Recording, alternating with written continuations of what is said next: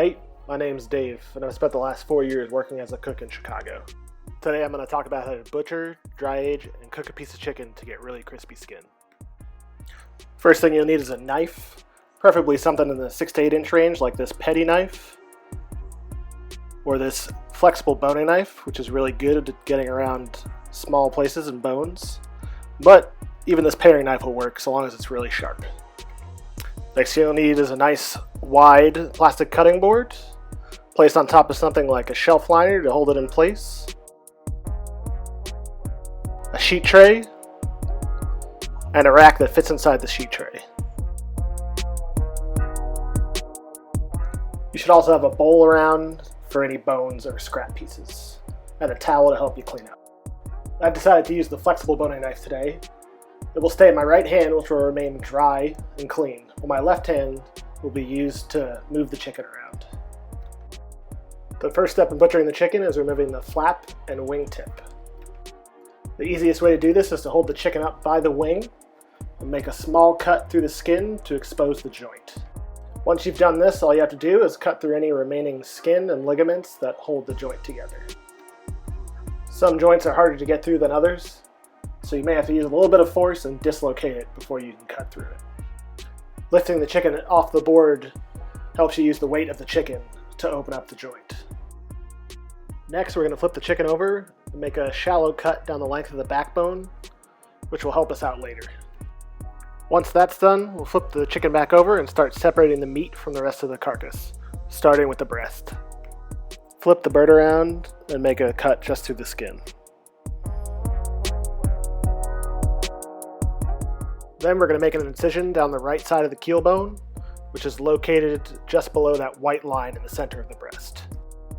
Continue removing the breast from the keel bone, making sure your knife is pressed up against the bone itself so you don't lose any meat. Once you get down to the ribs, make sure you're following the curve of the ribs with your knife. You can also use your fingers along the way to help separate the meat. Once you've opened up the chicken most of the way, you want to cut through that joint that connects the wing to the rest of the body. Then continue cutting until you get all the way to the backbone. Don't be afraid to take your time and really use your fingers to help you separate as much meat as possible. Once you get down to the spine, the next step is to dislocate the leg. The easiest way to do this is to flip the bird over, put your thumb on the joint where it connects to the spine, and push down until you hear a pop.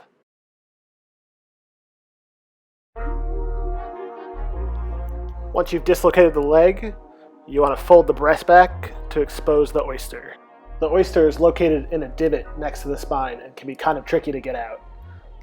It's best to just use the tip of your knife and make short scooping motions in order to remove all the meat.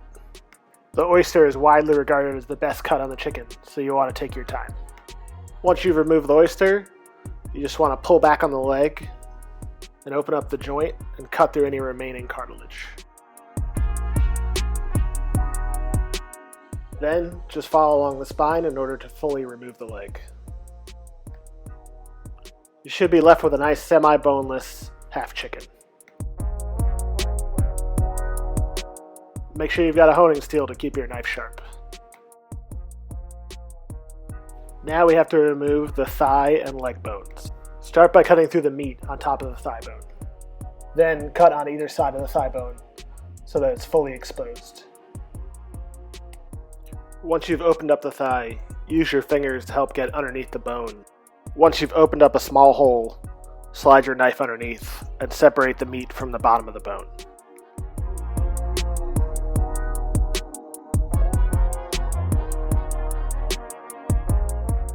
Next, you're going to want to make a cut down the length of the drumstick. Then cut on either side of the bone until it's fully exposed. Slide your knife underneath the bone and cut through the skin. Now you want to use the back of the knife to scrape any remaining muscle from the bone.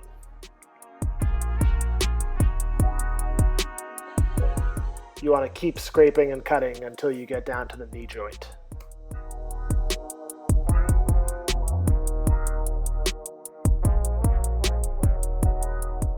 Once you get close to the joint, you may need to cut through a couple ligaments or some muscle.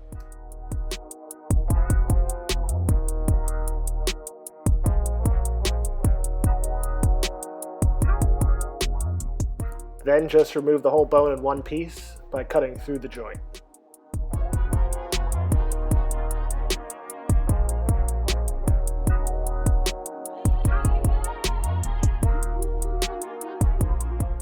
All that's left to do is spread it out on a sheet tray and get it in the fridge to dry age for a couple days. After 2 days, you can see that the skin has become much drier and translucent. You should try and salt your chicken 6 hours before you cook it. I'm going to use a charcoal grill to cook my chicken because I think it produces the best results. But you can get very similar results with a pan and an oven. Then preheat your grill and take your chicken out to let it temper while you're waiting for the grill to heat up. If you're using charcoal, you want to create a few different zones on the grill. Start the chicken skin side down on either the medium or hot side of the grill. Leave the chicken on the hot side of the grill until you start to develop some good color. Don't be afraid to move the chicken around if the skin is coloring unevenly.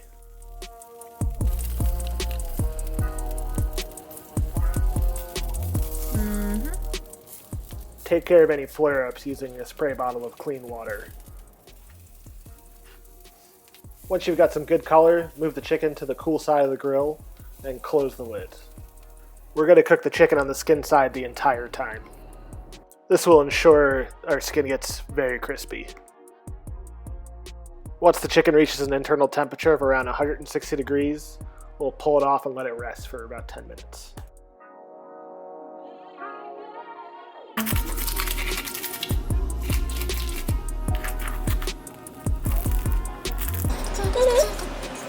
Once it's good and rested, go ahead and slice it up and do your best to not eat the whole thing by yourself.